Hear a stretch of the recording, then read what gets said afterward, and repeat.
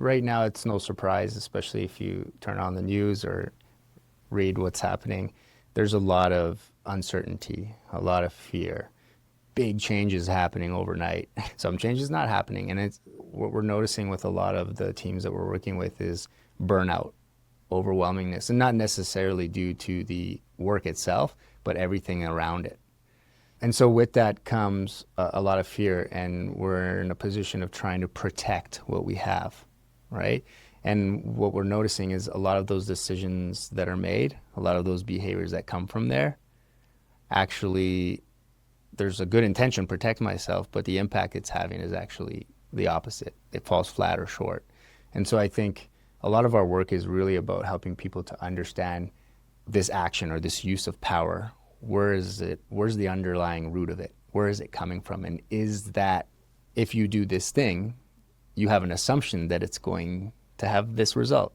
Have you checked that assumption with those people that it's going to impact? And a lot of the time, no, because a lot of the time everybody's moving so fast. Or if I'm a young leader, I feel like it's my job to make these decisions quickly.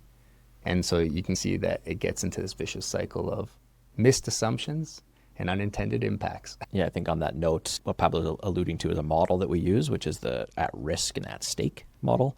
And a lot of times leaders fall into this at-risk place where they're fear-based and they're protective and they get defensive, right? And it does a couple of things. It shortens up the time horizon. We tend to make decisions in the immediate, and we don't think about the long-term impacts or consequences. And we tend to narrow our focus onto what's in it for me or what's in it for my specific team within this organization. And again, getting protective. And then people experience that protectiveness or that defensiveness, and they take action to do the same. And it actually continues to, or helps to perpetuate a divide between people and kind of a breakdown of trust and relationships. And so I think as leaders, it's on us, the people with power, to check ourselves against am I operating from a place of fear and ego and selfishness and what's in it for me?